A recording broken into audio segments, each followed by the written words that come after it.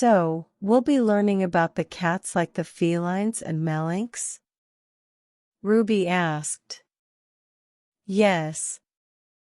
I must know the melinks' ways, Neo declared. Don't think I won't be keeping an eye on you, Missy, Yang warned the former mute. I would like to hear more about them, Blake admitted.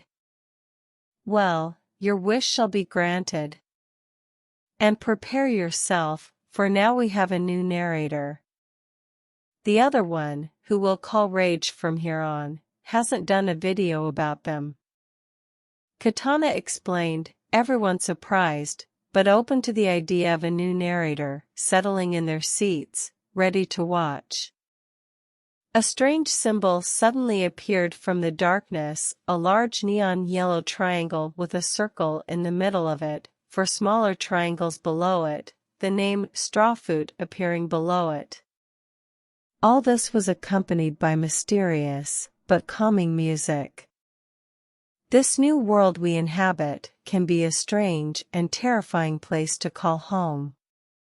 It's dangerous outside the walls of Astera, and no hunter should journey out into the wildlands unaccompanied. But thankfully, we didn't travel here alone. This new narrator explained as a split screen showed 3 different lineans, a feline with a headband dancing in a festival with a few others, a melinx getting into mischief as it stood on a rolling feline head decoration, and another feline in the desert, approaching a large skeleton with a bone pickaxe on its back. New world? Astera? Weiss questioned. There was a phenomenon known as the Elder Crossing. Every 10 years, elder dragons would suddenly flock to this previously unexplored island far from their normal home.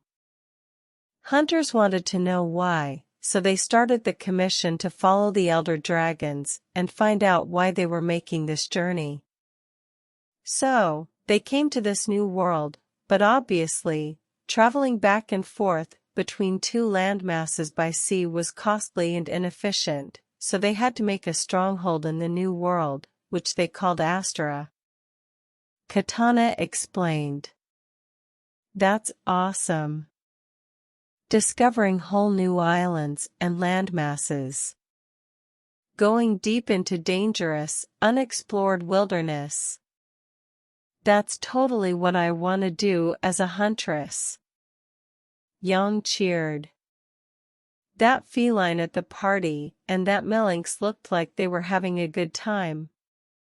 My kind of cats. Crow chuckled. I prefer the one with the pickaxe. He seemed to be on a mission, and he looked ready to see it through. Winter declared diligently. I believe it is important to find a healthy balance between work and relaxation, Penny said.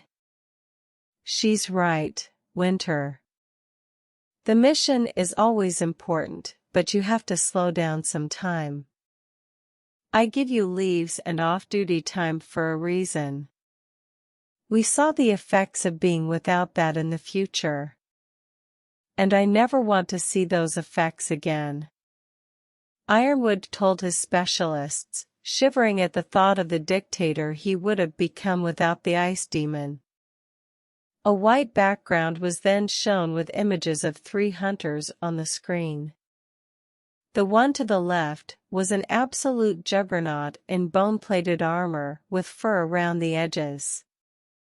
The second, an adorable young woman, likely around Winter's age, in a large, fluffy dress and hat, furry boots as well, but with some bone plating on the front and mostly bone gloves on. And finally, to the right, a man in striking white and pink Australian, Oriental, robes and clothing, with a fox-like mask with bunny-like ears on it.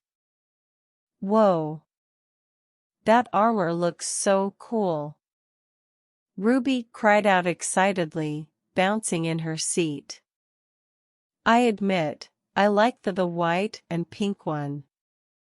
Those aren't even my usual colors, but for that, I'd make an exception. Cinder said. You'd look great in those clothes, too, Rennie. Nora said excitedly, Ren appearing to consider the option.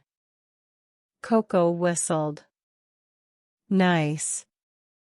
Yatsuhashi's armor's got nothing on that tanks on the left. And that dress would look adorable on you, Velvet. She said. Why you think?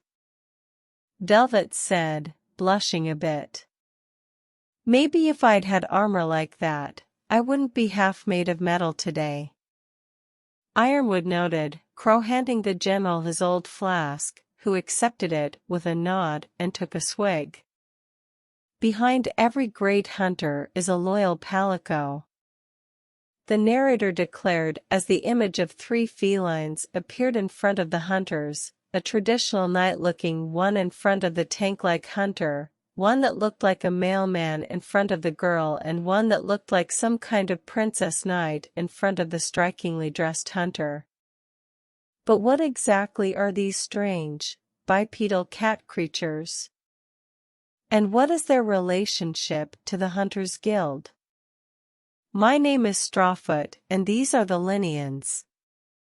The narrator announced as the images of the hunters turned gray and faded out of the picture, leaving their cat-like partners in the spotlight, before everything went white.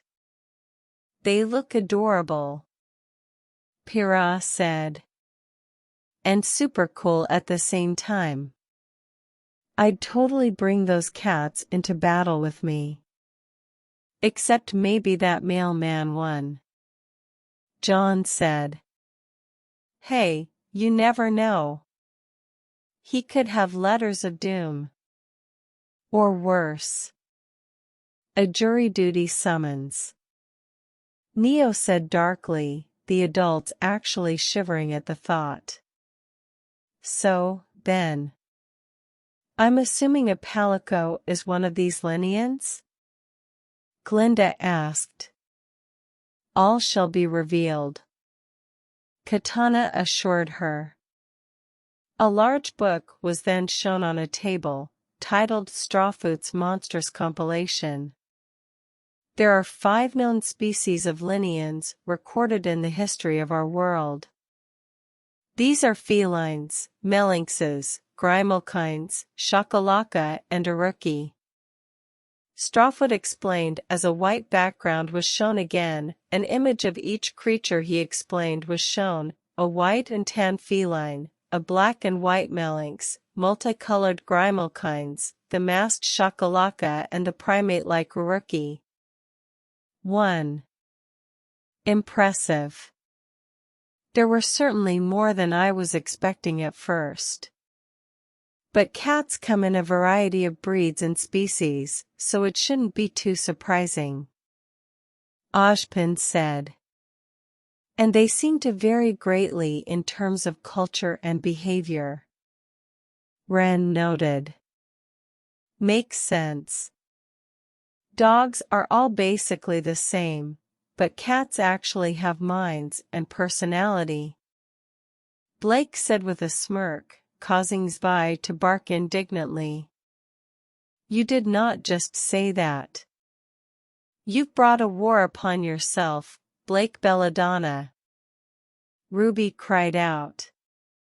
Felines are the most well-known species of Linian. They are small, bipedal cats, typically tan in color with brown paw print markings, although a great variety of colors and patterns are possible.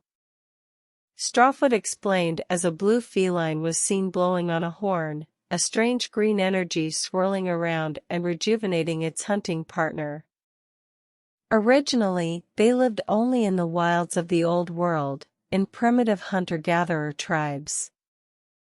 However, sometime during the Second Age, small numbers of these creatures began integrating themselves into human and Wyverian society. He went on as a feline was seen delivering a huge platter of food to a table of hunters. Shortly after, manga art was then shown of these creatures.